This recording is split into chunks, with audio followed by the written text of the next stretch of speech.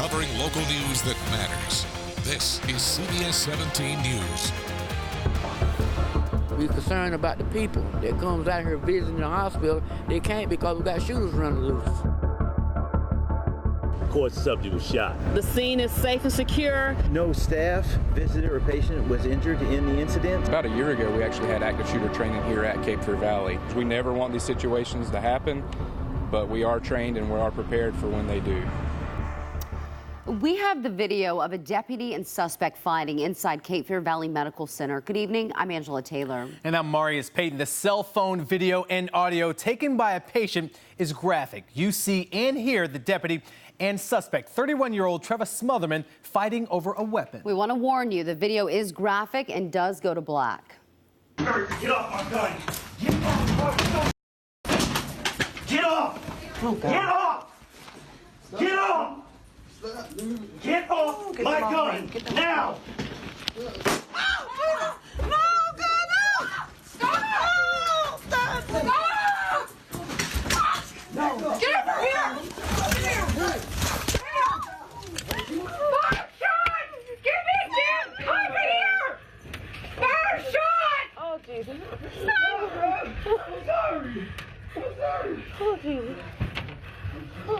Are y'all okay? Stay down! Stay down!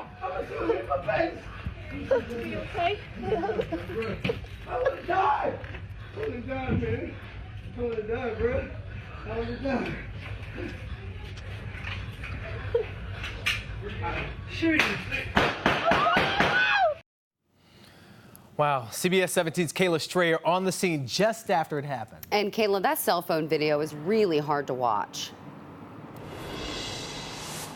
Yeah, it is, just showing kind of the moments before, during, and after this all happened in the emergency room right behind me. So Fayetteville police saying that that suspect was arrested for a home invasion. He was brought here by the sheriff's office to be medically evaluated, and that's when it all happened. So we're learning more about his past tonight.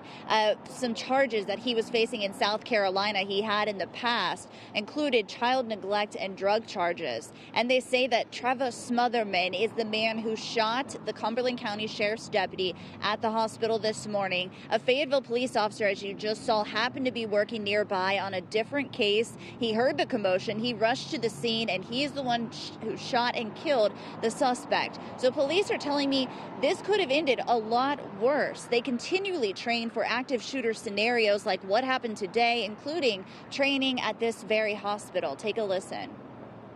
We do countless hours every year in service training to prepare for things such as this. And thankfully, the officer was here at the right place at the right time to be able to intervene. And the good news as far as that deputy is concerned tonight, he is expected to be okay. We're told he was shot in the leg and is doing better tonight. The SBI is in charge of this investigation, as well as Fayetteville Police. The Sheriff's Office has referred all questions to them. The SBI telling us tonight they are not planning to release a statement as of yet because the investigation is ongoing. Reporting live in Fayetteville, Kayla Strayer, CBS 17 News. And CBS 17 is digging deeper into law enforcement shootings in our state. The State Bureau of Investigations tells us it investigated 42 incidents so far this year. However, the SBI does not investigate every officer-involved shooting, so there is no exact number. Now, according to the Washington Post, in 28 of those incidents, a North Carolina law enforcement officer killed someone, and one police officer died in the line of duty. You'll remember that back in May, K-9 officer Jordan Sheldon was shot and killed. You can find all of our stories, plus keep up with the breaking news using the CBS 17 News app. You can even pick up the types of alerts you want to get. Just search for CBS 17 in your app store. I'm Russ Boyd in the Breaking News Center. We just got video that prompted a late afternoon news conference from Raleigh's police chief. A local attorney shared this video taken after a client was pulled over and searched during a DWI arrest. Now, we have blurred her face. It shows the officer search the woman and place her under arrest. Chief Deck Brown now responding to claims of sexual assault against the officer, saying the officer was doing the job the right way. The search that that officer conducted is a search that we've trained that officer to conduct. He did what he was trained, and we trained him how to do it. And our Colleen Quigley just spoke with the attorney. More reaction from her in that video tonight at 11 o'clock. Marius. Russ, thank you. The U.S. Marshal Service is offering a $1,500 reward for any information leading to the capture of a 13-year-old escaped murder suspect. Jericho W. escaped from custody Monday around noon in Lumberton. His mother says she thinks the boy is afraid. The last thing we talked about was him staying calm and keeping his head up, and he said, I got faith. He said, I got faith that I'll come home soon. Jericho is facing first-degree murder charges for the deaths of Frank and Adam Thomas. The brothers' bodies were found in a home back in October. Have you heard of the Gray Death? Ricky Angelini is accused of possession with the intent to sell or deliver that drug.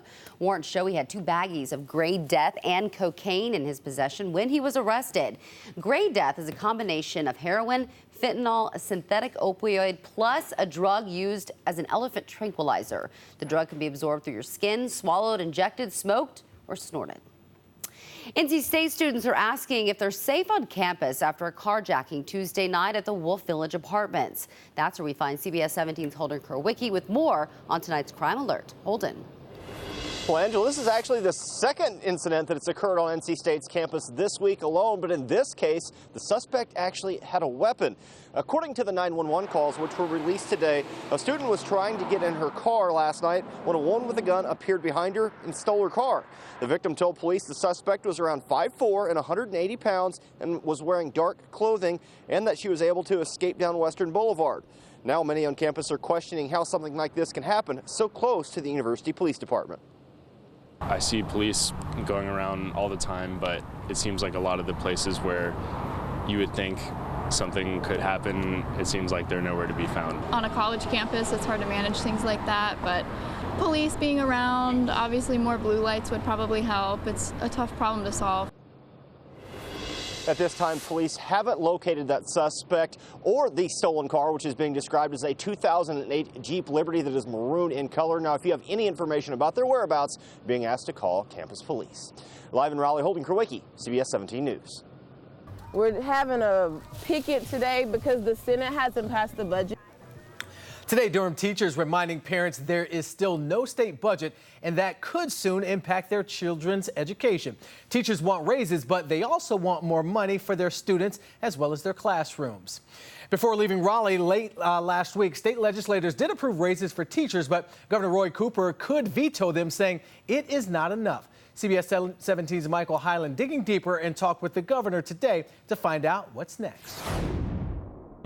Teachers say it's an education for the community before the school day even begins. A protest outside this school in Durham calling on state leaders to better fund schools. I think just being able to provide for your family without having to work a second job. Republican lawmakers backed a plan last week to give teachers an average raise of nearly 4% over the next 2 years. It's rare for me to see people protesting a raise, but I guess if that's what's going on, that's what's going on. Democratic Governor Roy Cooper criticized the pay plan in an interview with CBS 17.